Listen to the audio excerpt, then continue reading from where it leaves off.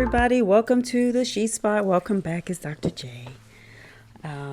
Yes, so welcome to YouTube. I am getting myself acquainted here and really looking forward to using this platform to get more content out and sort of engage with the beautiful, wonderful, professional, self-aware, and accomplished women of the She Spot. And so I am naturally, I have to ask you to like this, to share this, to subscribe here. And I'm hoping that you're able to do that because it's just going to be, there is great content that's coming through already, good information for women like you, like me, who are so great at so many things and seem to get lost in some other areas of our life. And so I'm looking forward to sharing. I always have my notes because I need my notes because why not? So you might find me kind of looking down, and that's cool because today I want to talk about the three biggest mistakes that self-aware, professional, accomplished women make when it comes to loving themselves. You guys, this is a really, really big deal, and it's a tough shift for accomplished women to make because they're used to doing the things and getting them done.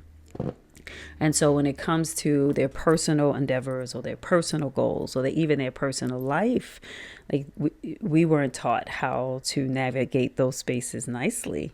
And depending on how we were raised, who raised us, what the rules were, whether or not they were compassionate and loving spaces, whether or not some of us were, kind of different, because I know I was, right?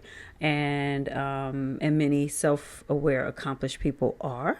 It is those differences that exist for us or within us that kind of propels us to do things differently. We kind of can look around and know that we don't belong. So we're sort of searching for where we belong. And but we have these great abilities and this great intellect, and it looks different depending on who we are. But we can more easily apply that with things that we're doing and in our workspaces than we can in our personal spaces. So today, the She Spot is all about how do we decenter all the other things, whether it's men or work or children or whatever, so that we can center ourselves. And in essence, that means, how do we begin to love ourselves more intentionally and more deeply? So today, I want to talk about the three mistakes that we are making. All right.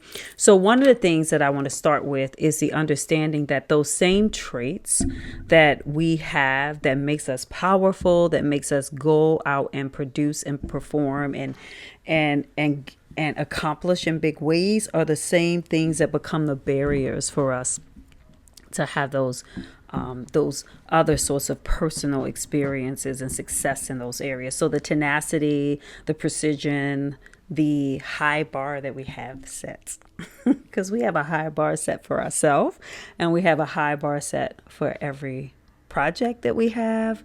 And it's unpacking some of that stuff that can be the challenge. So it becomes sort of our biggest obstacle when it comes to genuine self-love, because what we have learned is that we get rewarded by doing, and that does not leave a whole lot of space for simply being. There's so much love and joy and self-satisfaction just in being. So we're going to talk about some of these big mistakes that professional, accomplished women make when it comes to loving themselves. Number one, it's kind of this conditional self-worth that we have. I like to call it the if-then trap, right? And so we kind of approach self-love like we are, like it's a habit of treating self-love and making it a reward rather than a right? So it's like, because we're so accomplished to doing it, if I do this, then I get to do that for myself. If I went over here, then I get to have this other thing, right? So that is one of the biggest barriers. And so we come to believe that we are only worthy of kindness, of love, of being seen, of being celebrated when we hit some big milestone, rather than just being. So we believe that the reward comes from finishing the to-do list. The reward comes with the external validation. And if we're not getting external validation, then oh man, and no matter how great we have been, no matter how we've gone forth and saved everybody's job, because that's what we do in any area of our life, if it's not externally validated, we can't really hold it and honor it, right?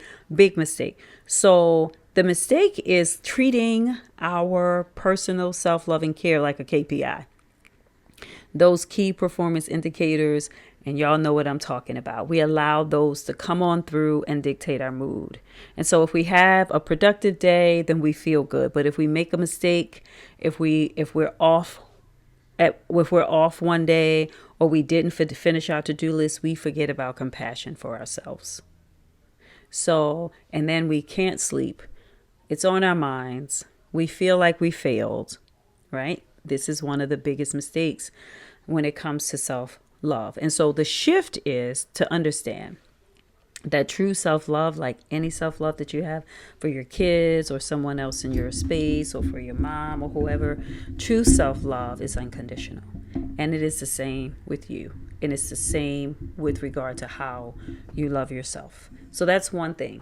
And the baseline on how you treat yourself, even when you aren't winning. This is how you know if you are in a unconditional self-loving space for yourself. You're going to have to learn how to detach your self-love, your actions of self-love and care from any outcomes of having a good day, or outcomes of I'm going to sit here and I'm going to relax now, and expecting that when you relax, you're going to get up and all things are going to be in order, right? You're just going to have to understand that just the same level of compassion and understanding that you have for others, you're going to have to learn how to adopt that for yourself. So that's number one. Number one is that if-then trap. Number two is the confusing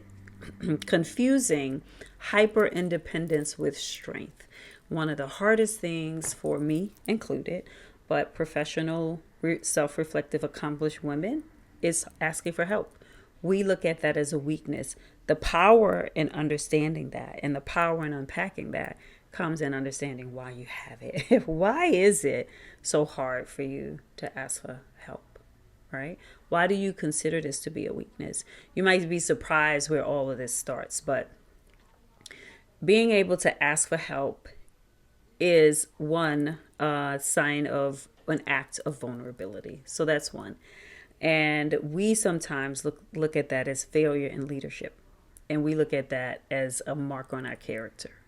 And so that is the big mistake. Seeing and viewing self-love as something you must handle entirely on your own is not the win. It is not the flex. So if you are a person who is not asking for help, you're refusing to delegate, you believe and say to yourself, oh, I'm going to do it because it's easier for me to do it than to train someone else or to ask someone else or to show someone else. You are actively engaging in that mistake. Why? Because first of all, you're going to wind up being exhausted and tired and burnt out. But the other thing is you miss those opportunities to allow people to see you as human and to see you as someone who needs something. And you also miss the joy of being supported. And sometimes this comes down to the value that we see ourselves to be. So a big question, you have to ask yourself is, do you see yourself as someone valuable and someone who deserves help? You might notice that sometimes you're even pushing people away. People don't really want to rub up against you. You're not the one that they want to spend time with. You're not the one that's being invited out to social gatherings. You might be invited to the business meeting. You might be invited to the business table. You might be invited to the gala, those things. But in terms of people letting you get too close to them in their personal spaces, if you can't get personal with yourself, then people are going to feel that and know that, and they're not going to really want you to be too personal to them. So the shift is respecting yourself and your human limits, because you're human, right? So, and so that's really the big thing, recognizing that you need help, whether that is a therapist, a house cleaner, a partner who takes the lead.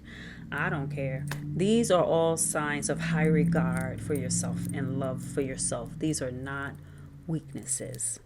All right. So number one, it is that if then trap, not rewarding yourself or seeing yourself as valuable and good unless you have done something. You don't have to do anything to be loved. You don't have to do anything to have access to love. And you can celebrate yourself. So that's number one. And then the second one is hyper independence, not understanding that that's not strength, right? That's hiding, that's walling up, that's gatekeeping in so many ways, because some of us need to be the source of knowledge in order to feel valuable. But what you don't understand is the stress that puts on you, and the barrier that comes to really being able to explore your life and some other ways that's outside of professional. And then the last one is turning self-care into self-improvement. So here's the thing. High achievers are often addicted to optimization. I'm laughing because for real, I'm in recovery with all of these things. It is not easy. And literally, it's a practice for me when I can remember, right? Sometimes I just have to be intentional. But what has helped me a great deal is healing, right? Really beginning to understand why do I have conditional self-worth, and understanding why do I have this hyper independence way of believing that asking for help is weak. That is the work. And then understanding that self-care is not a self-improvement. It is, it's not loving yourself. What we will do is approach it like it's a project or something that we need to manage. We approach it like it's something to do rather than something to feel, right? And so then when it comes to not being perfect in those spaces, so I miss my meditation, I'm not really keeping up with my skincare routine, then we start to feel really bad. We start to feel like we failed, instead of just understanding that sometimes things are messy and being okay with the fact that sometimes things are messy, but knowing with absolute certainty that you have the ability to get up and keep moving. Just because you didn't do well today doesn't mean, or tomorrow, or for the last week, you're smart. You can fix that and be right back on track, because messiness is going to be a part of the process.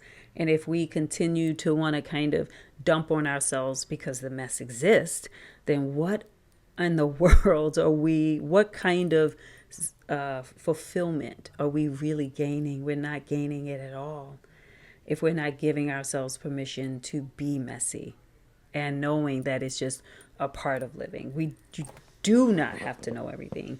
And it is so okay to ask others who may know better to support you. So if we're treating it like a checklist, then these really aren't nurturing acts, whatever it is that you've planned for yourself, right? And here's the thing. If you don't have those things built into your life, those acts of self-care, because some of us are right there. We do not have those things built into our lives. We get up every day, we go to work early, and we stay late. I'm going to tell you, if I had to put my money on it, you're running from something. Because to sit still means that you have those things are going to begin to surface in your mind and your heart, those things that need to be unpacked and and dealt with and moved through, or whatever, those things that you need to heal.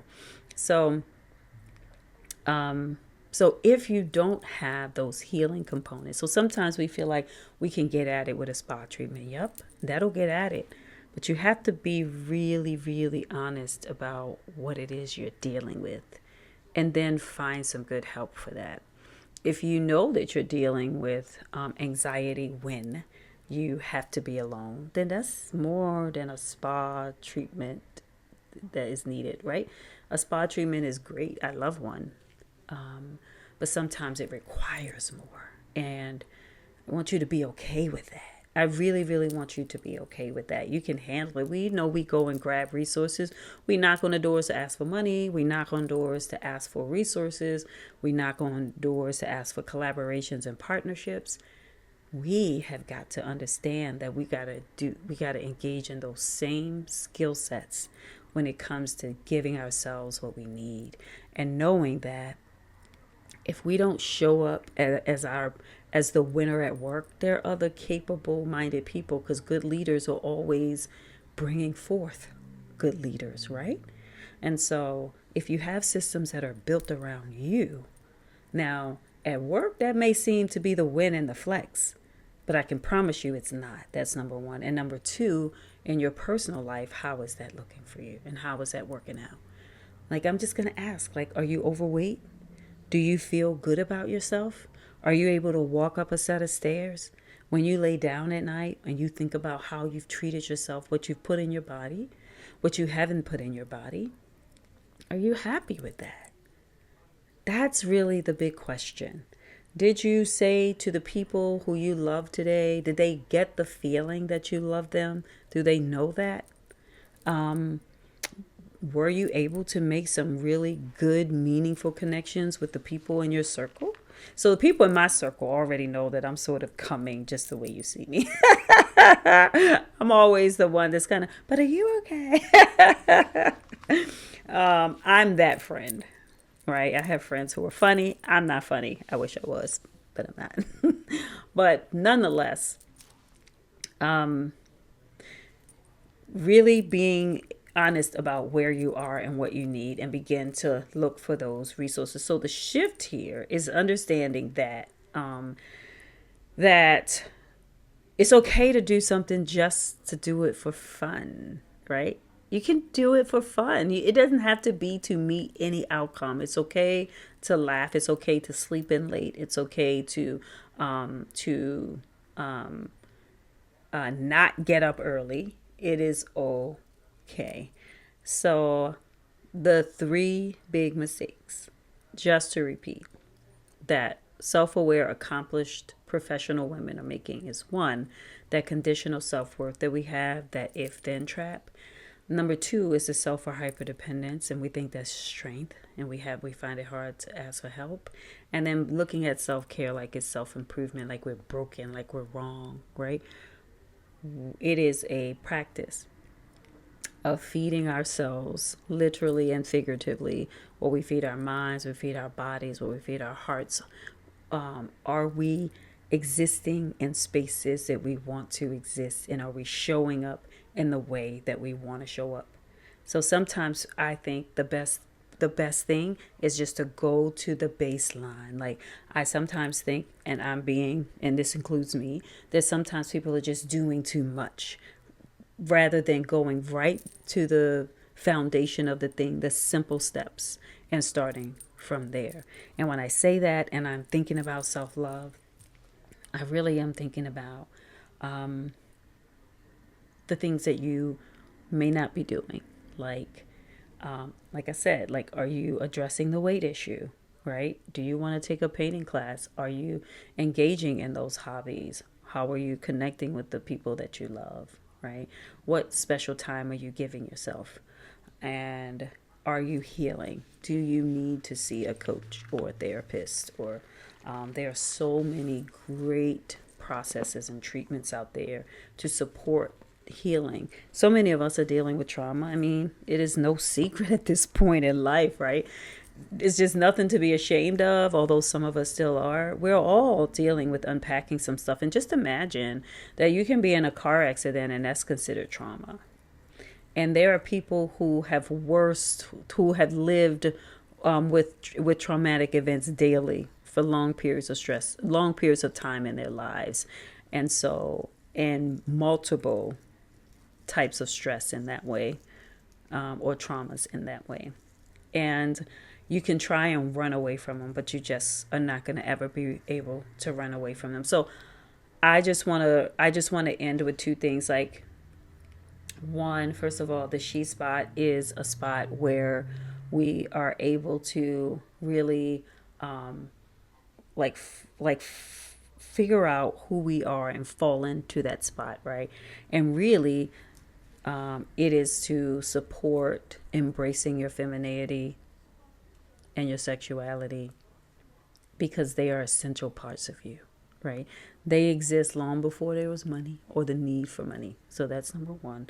They are core needs that we should be on the front line with. And that's for us to figure out what that looks like in our life. That idea of being vulnerable with yourself before you can be vulnerable to anyone else is real. But you can do that. You can do that. And if not, then find support. I mean, find support. You can.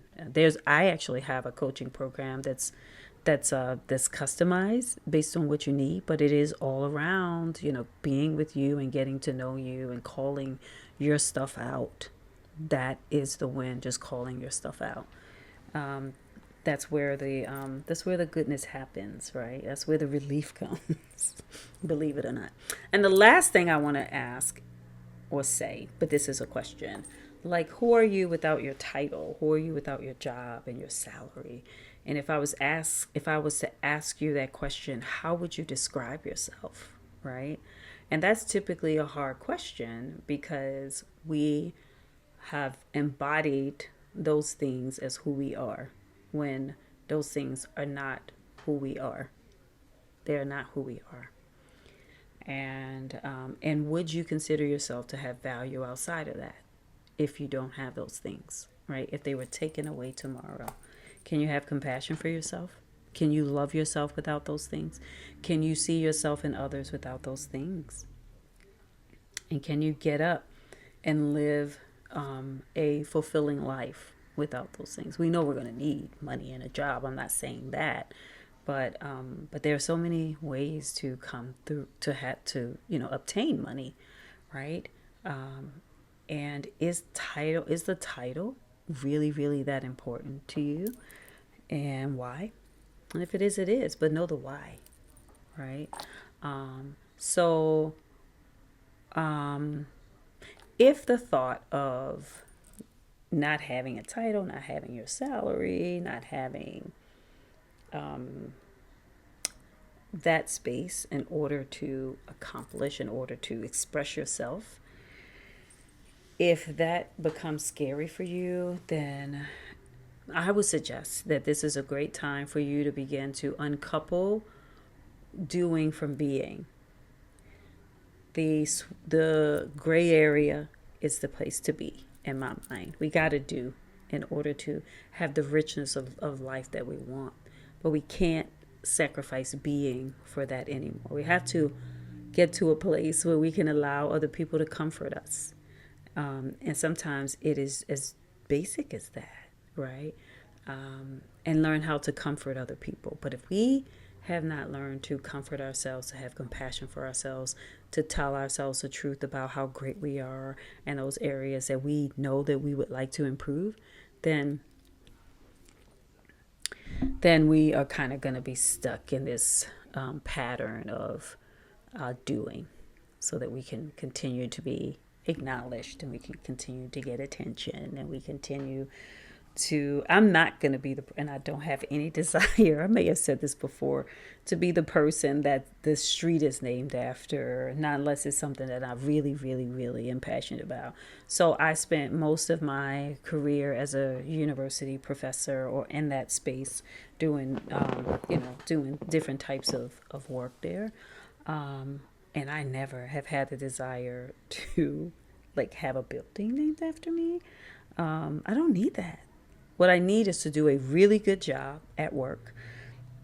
That is core to my feeling of accomplishment. Like that's one of my big values, is that I do great work at work.